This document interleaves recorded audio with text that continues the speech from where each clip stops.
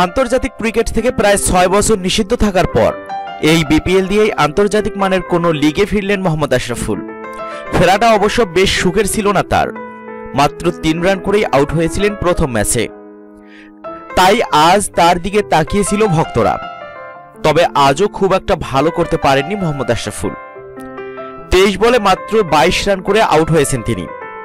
ইনিংসে ছিল 3টি 4-এর মার আশরাফুলের জন্য এমন কাণ্ড ঘটালেন গ্যালারির দর্শকরা।